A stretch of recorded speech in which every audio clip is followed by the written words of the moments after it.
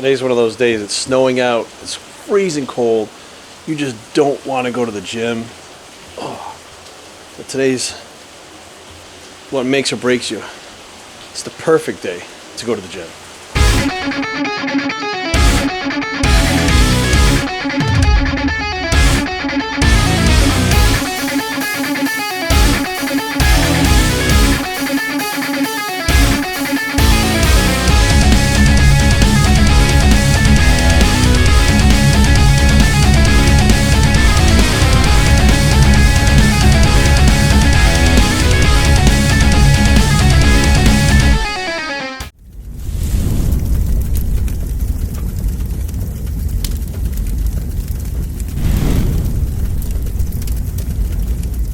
What's up, everybody? Welcome to BioS3 Raw TV. I'm making this video and not a reply, but I guess a support video. Supporting my friend Big Frank. You guys know him as a former 5%er.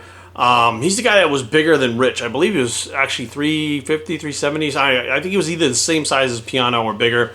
And he literally put out a video recently about, it's on his Instagram. It's like 6 parts or 5 parts, something like that. So I actually want to make a supportive video for that, you know, and maybe we'll do a little collab with this with him. And I want to get Aaron in on this too, because so this is going to be more than just this video in the future. And it basically has to do with stimulant products. And Frank goes into a lot more about lifestyle stuff with alcohol and sleep apnea and stuff like that. I think he even talks a little bit about, you know, like having such a high body weight and stuff. And what happened to him was he had AFib, which is atrial fibrillation. I can never say this thing right. AFib it's called, which is basically this irregular heartbeat that can actually give you a heart attack. It can actually stop your heart and fucking kill you. And it is fairly common in people where you have this like flutter of your heart and stuff. They said a lot of people do have it, but it just goes away. But there are things that we do in the fitness industry, in bodybuilding in general, that I don't think people really pay attention to. I think 99% of us watching this right now have enlarged hearts. Either you're just lifting weights and you have an enlarged heart, or you've done growth hormone and steroids and your heart is enlarged, which technically means your heart is not functioning at 100%. I guarantee you right now, if you went and got a fucking test, you've been doing this for a while, you've been taking steroids, you've been taking the stims, partying and stuff, drinking, you're going to have issues with your heart that you don't even really know about unless you have stress tests and stuff and you have a literal workup, not just blood work, an actual workup, right? So I'm going to kind of run through a few things now. When I found out I had an enlarged heart was back in shit. I mean, I always had pneumonia, and I was in the hospital with pneumonia, and I had been run through all these different tests. I had passed out from oxygen loss of the brain because my lungs are full of fluid.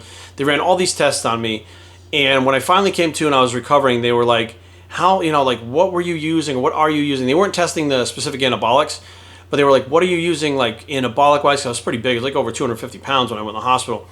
And, you know, I told him the growth hormone. The doctor was like, shit. He's like, how are you doing the growth hormone? I told him flat out, I said, I'm doing growth hormone IV.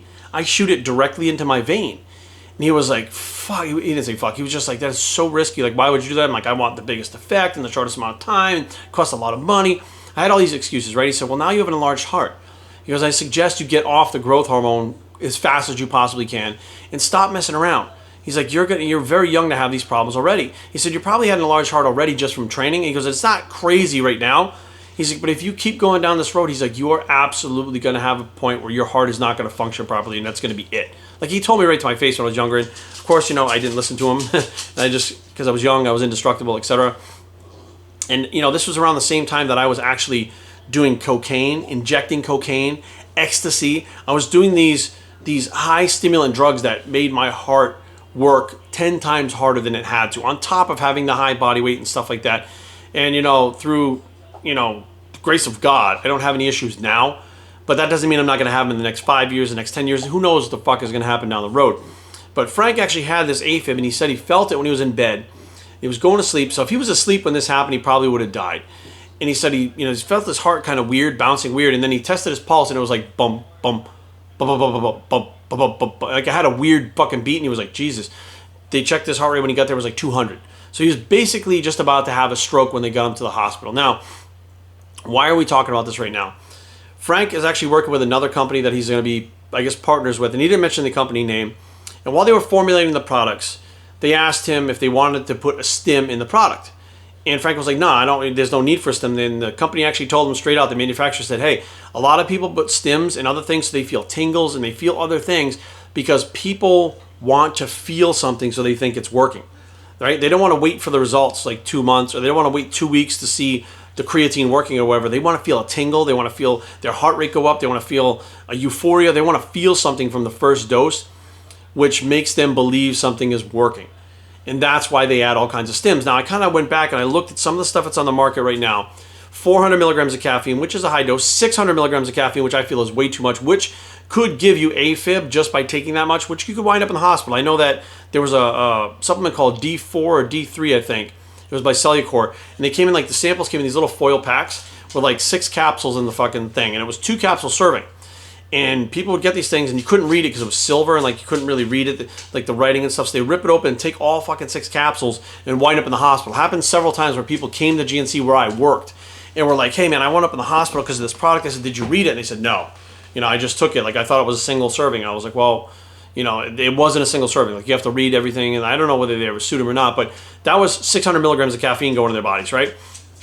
You have stuff on the fucking market that has 600 milligrams of caffeine combined with Yohimbe, which is a stimulant, combined with like huperzine and all these other fucking things that are all stimulants. Now, here's the thing. Some have DMAA still in them, right? So you have like DMAA mixed with fucking caffeine, mixed with ephedra, or not ephedrine, ephedra, I think, which is another stim. And you have these things that are so fucking stimmed out that they make you feel like you're on crack or something, right? Like you're on fucking drugs. Now, here's the thing.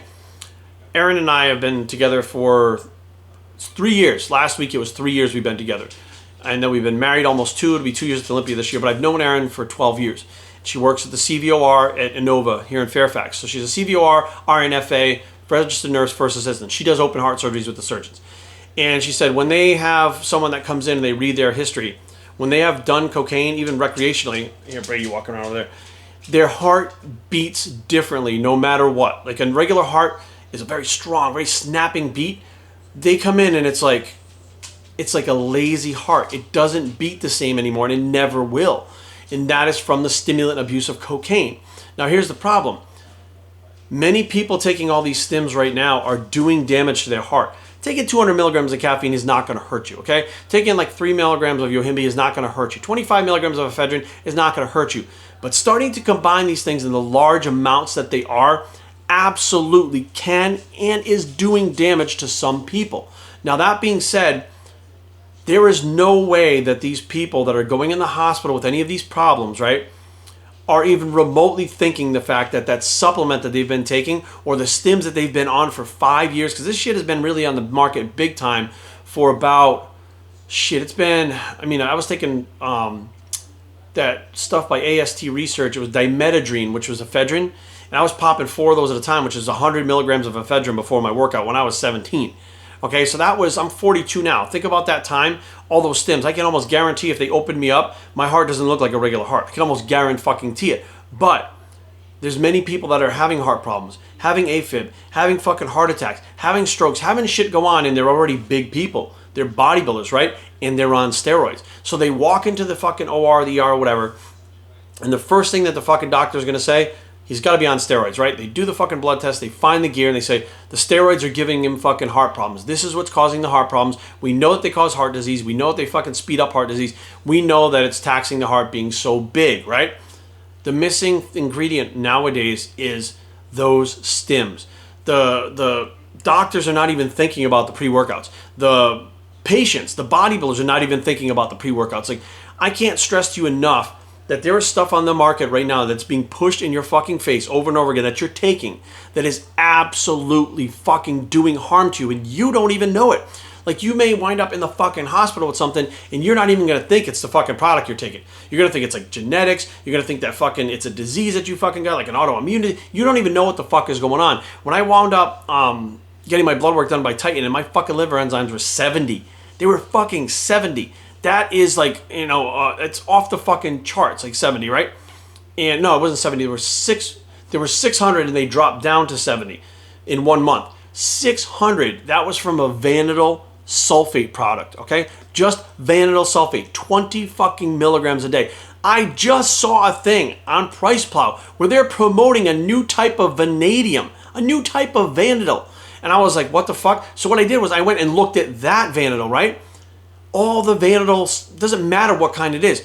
the vanadin sulfate products, when they go through the liver, cause liver toxicity in certain amounts. And it's, I think, 1.6 milligrams max before you start having these problems. I was on 20 milligrams. Amazon sold it for like $6. There's a 100 milligram capsule on Amazon of vanadin sulfate right now for like $8.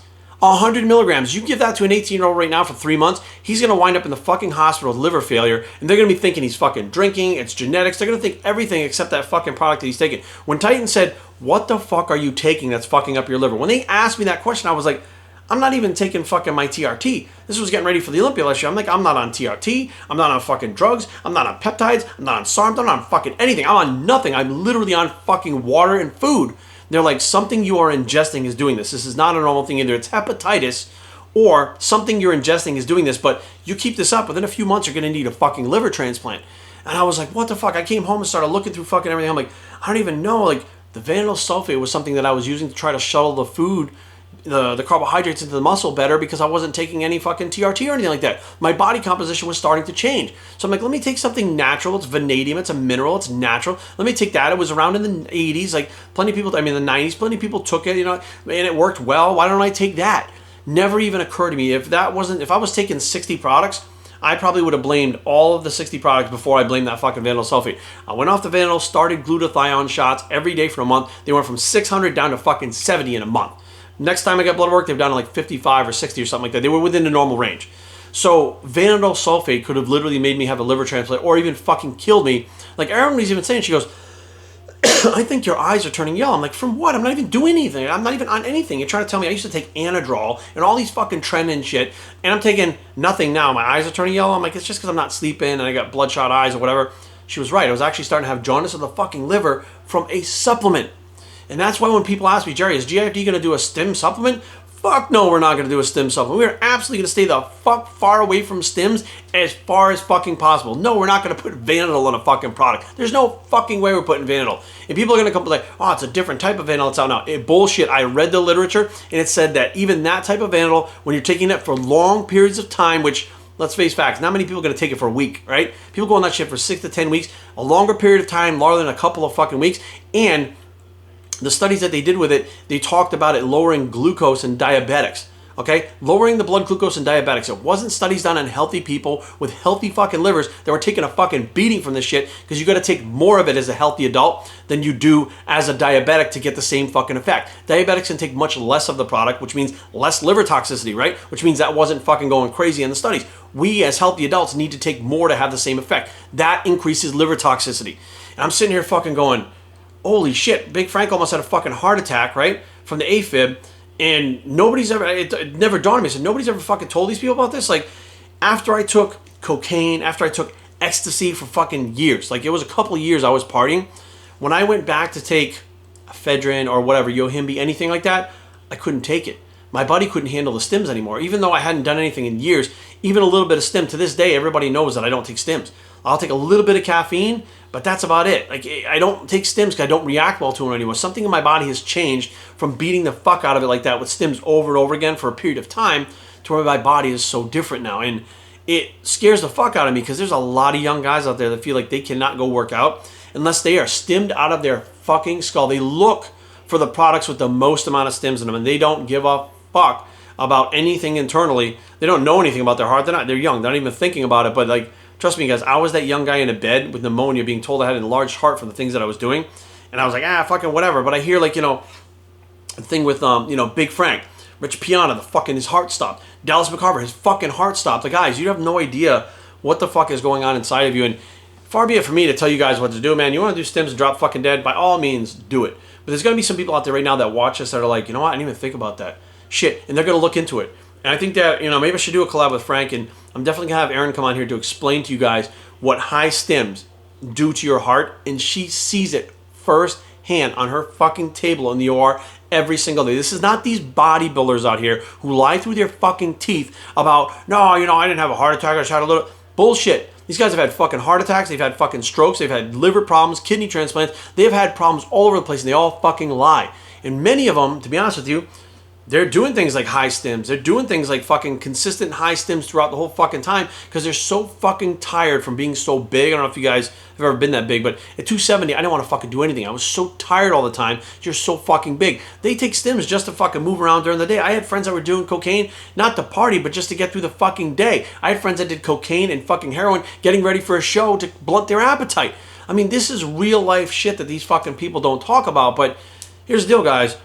I don't give a fuck what you do with your life, but you young guys out there, I absolutely give a fuck about your life ending faster than it should and you not being able to see the things that I've seen by 42 years old. If I died at 20 and knowing then what I know now, that's a tragedy that you never saw the pieces of the fucking world and the people in the world and the things and lived a life because you were too concerned with taking a stim in the gym to get an extra 10 minutes of fucking workout or use a couple more fucking pounds in a bar that you might not have before, right? Do you need some caffeine here and there? Fuck it, knock yourself out. Have a cup of coffee, go to the fucking gym. But I'm telling you guys, these high fucking stim supplements, it's a matter of time before the truth comes out. It is going to fucking happen. It is happening now, but people don't know it because they don't realize it's from the products. They think it's from fucking steroids. They think it's from everything else, but I'm telling you right now, guys, these products are fucking causing problems in people, and eventually it's going to come full circle where someone's going to say, this fucked me up. Fuck you, I'm suing you, and that's going to be the fucking end of it. People are going to learn the truth. And once that company takes the fucking hit, all these other companies are going to start shutting their shit down. So before that happens, just make sure, guys, that you are not the one that it happens to. BioStraining@gmail.com. Leave comments down below, but don't fight. www.biostraining.com is the blog. It's the fucking don't let it happen to you, bicep, and we are out.